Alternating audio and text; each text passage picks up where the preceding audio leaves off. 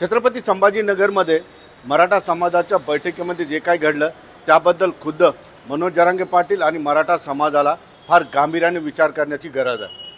24 तारखेला अंतरवाली सराटीमध्ये मनोज जरांगे पाटील यांनी समाजाची बैठक बोलवली। त्या ठिकाणी हजारो लाखो मराठा बांधव त्या ठिकाणी आले आणि त्या दिवशी नेमकं मनोज जरांगे पाटील काय बोलणार, समाजासमोर काय भूमिका मांडणार, कारण येत्या निवडणुकीमध्ये मनोज जरांगे पाटील आणि मराठा समाजाची भूमिका काय असावी याविषयीचा खुलासा मनोज जरांगे पाटील 24 तारखेच्या बैठकीत करणार होते। त्या दिवशी मनोज जरांगे पाटील यांनी समाजासमोर दोन पर्याय ठेवले। एक तर कोणत्याही पक्षाच्या उमेदवारासमोर तुम्ही जा, माझी काही हरकत नाही असं त्यांनी जाहीर केलं। मात्र त्या उमेदवाराकडून आपण एक शपथपत्र लिहून घेऊया की तू निवडून आल्यानंतर किंवा तू खासदार झाल्यानंतर समाजासाठी काय करणार आहे आणि आमच्या आरक्षणाच्या मागणीसाठी तू प्रतिज्ञापत्र दे आणि त्यानंतर मग मराठा समाज तुझ्यासोबत राहील। हा एक पर्याय त्यांनी ठेवला। मात्र या पर्यायाला मराठा समाजातील बांधवांनी जोरदार विरोध केला। त्या ठिकाणी तो पर्याय त्यांनी धुडकावून लागला, उडवून लावला। त्यानंतर मनोज जरांगे पाटील यांनी दुसरा पर्याय लगेच दिला की यामधून आपण मराठा समाजाचे उमेदवार उभे करू। त्यानंतर जमलेल्या मराठा बांधवांनी फार जल्लोष केला, फार जोरदार त्या ठिकाणी त्या गोष्टीचं स्वागत केलं, टाळ्या वाजवल्या, शिट्ट्या वाजवल्या, भगवे रुमाल त्या ठिकाणी उधळून त्या प्रस्तावाचं स्वागत केलं। त्या प्रस्तावावर मनोज जरांगे पाटील बोलताना पुढं असं म्हटले की उमेदवार मग कसा निवडायचा। त्यामधून अनेक लोकांनी, अनेक मराठा बांधवांनी त्यांच्यासमोर वेगवेगळ्या पद्धतीने आपल्या भूमिका मांडल्या, आपले मत मांडलं। शेवटी मनोज जरांगे पाटील यांनी ठरवलं आणि मराठा समाजाला शेवटचा संदेश दिला त्या बैठकीतला 24 तारखेच्या की तुम्ही गावात जा, गावात तर बैठका घ्या, शहरामध्ये जा, शहरामध्ये बैठका घ्या, जमेल तिथं बैठका घ्या आणि तुमच्या मतदारसंघामधून कोणता उमेदवार तुम्हाला द्यायचा आहे याबद्दल एकमताने निर्णय घ्या।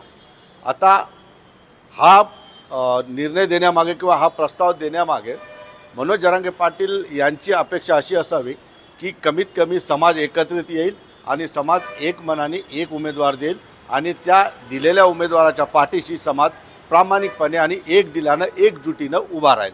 ही अपेक्षा मनोज जरांगे पाटील त्यांची त्या दिवशीची होती।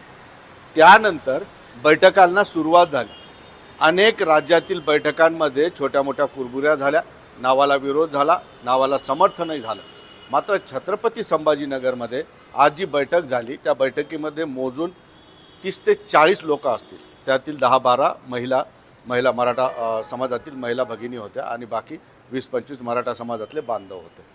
या बैठकीला सुरुवात चांगली झाली। त्या ठिकाणी आले, सगळ्यांनी रामराम चमत्कार सगळ्या गोष्टी त्या ठिकाणी केल्या। ते बसले, चहा आला, चहा पिईपर्यंत सगळ्यांनी फार मजेशीर चांगल्या गप्पा केल्या, समाजाच्या एकीबद्दल सगळ्या गोष्टी त्या ठिकाणी बोलल्या गेल्या।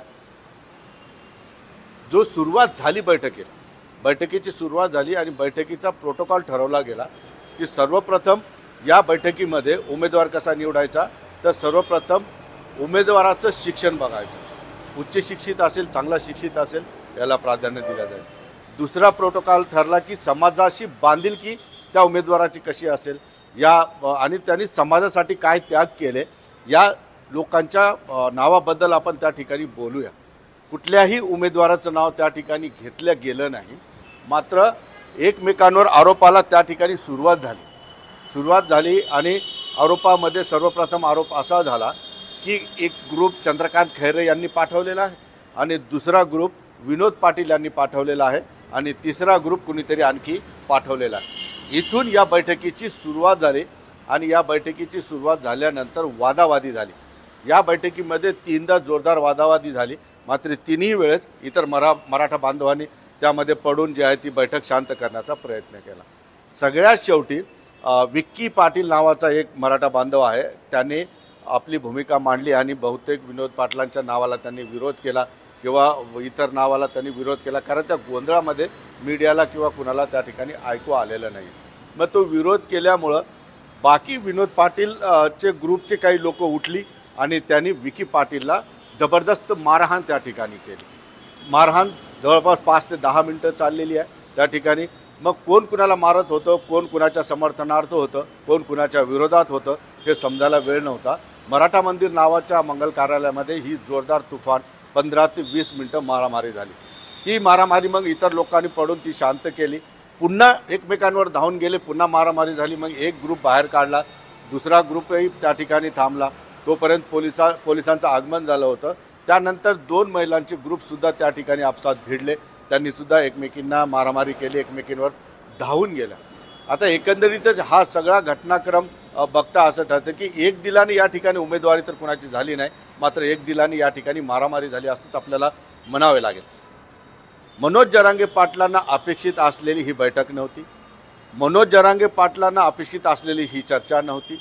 मात्र सगळेजण म्हणत होते की मनोज जरांगे पाटलांच्या आदेशाच्या बाहेर आम्ही नाही, मनोज दादा जे सांगतील तोच अंतिम शब्द.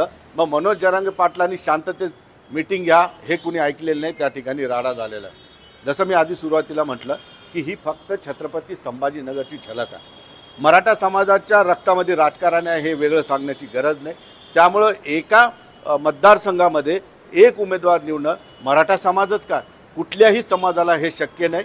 मात्र मनोज जरांगे पाटलांच्या हा निर्णय मनोज जरांगे पाटलाच्या अंगलट येतो की काय अशा पद्धतीची या ठिकाणी दिसते. आता फक्त प्रकरण छत्रपती संभाजीनगरचं बाहेर आलं, इतर ठिकाणी सुद्धा बैठकी होत आहेत. आपल्याला माहिती आहे की एका गावामध्ये घराघरात भांडणं असतात.